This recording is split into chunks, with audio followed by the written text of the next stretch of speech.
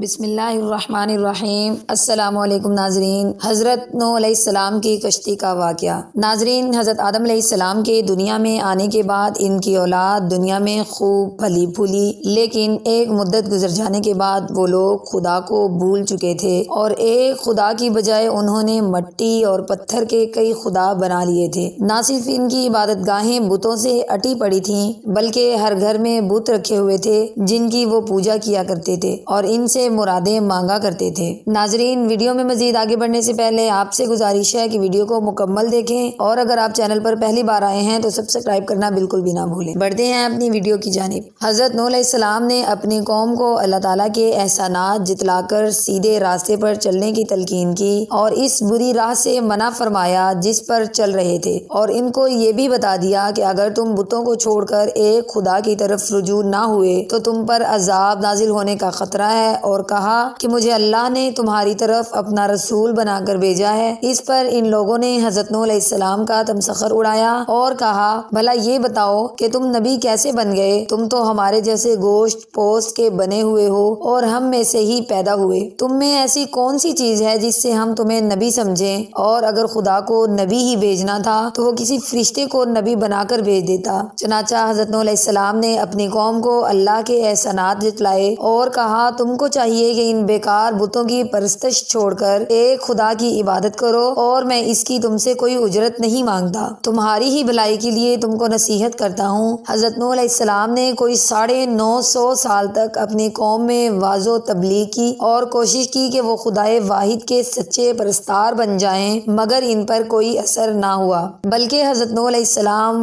وعظ فرماتے تو ان کو ٹھٹوں میں اڑاتے، کانوں میں انگلیاں ٹھونس لیتے تاکہ ان کی آواز کانوں میں نہ پہنچ جائے۔ صرف چند لوگ تھے جو آپ پر ایمان لائے۔ ناظرین، قوم کی یہ سرکشی اور نافرمانی دیکھ کر حضرت نوح علیہ السلام نے اپنے رب کو پکارا کہ اے اللہ، میں تو اس قوم سے تنگ آ گیا ہوں، اب تو ہی ان سے بدلہ لے۔ خداوند تعالیٰ نے حضرت نوح علیہ السلام کو حکم دیا کہ ایک کشتی بناؤ، اور یہ بھی حکم دیا کہ دیکھنا اب کسی کی سفارش نہ کرنا، اب عذاب نازل ہو کے رہے گا۔ حضرت نوح علیہ السلام نے خدا کے حکم کے مطابق کشتی بنانے میں لگ گئے۔ جب کشتی بن کر تیار ہو گئی تو خدا نے حکم دیا کہ اپنے اہل اور ان لوگوں کو کشتی پر سوار کر لو جو مجھ پر ایمان لے آئے ہیں، اور ہر جانور کا ایک ایک جوڑا بھی کشتی میں رکھ لو۔ جب سب لوگ کشتی میں بیٹھ گئے تو خدا کے حکم سے زمین کے سوتے پھوٹ پڑے، ان کے ساتھ ہی موسلا دھار بارش شروع ہو گئی، زمین پر پانی بڑھنے لگا اور حضرت نوح علیہ السلام کی کشتی پانی میں تیرنے لگی۔ پانی بڑھا تو حضرت نوح علیہ السلام نے دیکھا کہ ان کا بیٹا پانی میں ڈوبنے لگا ہے۔ آپ نے اسے آواز دی کہ اب بھی آ جاؤ تاکہ خدا کے عذاب سے بچ سکو، مگر اس نے جواب دیا، تم جاؤ، میں کسی پہاڑ کی چوٹی پر چڑھ کر اپنی جان بچا لوں گا۔ ناظرین، پانی تھا کہ تھمنے کا نام ہی نہ لیتا تھا۔ دنیا کے نافرمان اور سرکش لوگ اس سیلاب میں فنا کے گھاٹ اتر گئے اور حضرت نوح علیہ السلام کی کشتی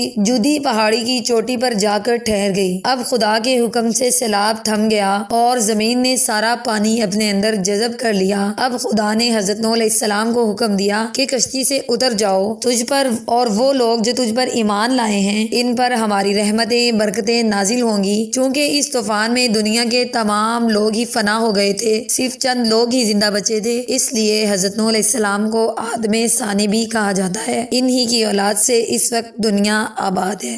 جی ناظرین، یہ تھی آج کی ویڈیو۔ امید ہے آج کی ویڈیو آپ کو پسند آئی ہوگی۔ مزید ویڈیوز دیکھنے کے لیے ہمیں کمنٹ سیکشن میں ضرور بتائیں کہ آپ کس ٹاپک پر ویڈیو دیکھنا پسند کریں گے۔ شکریہ۔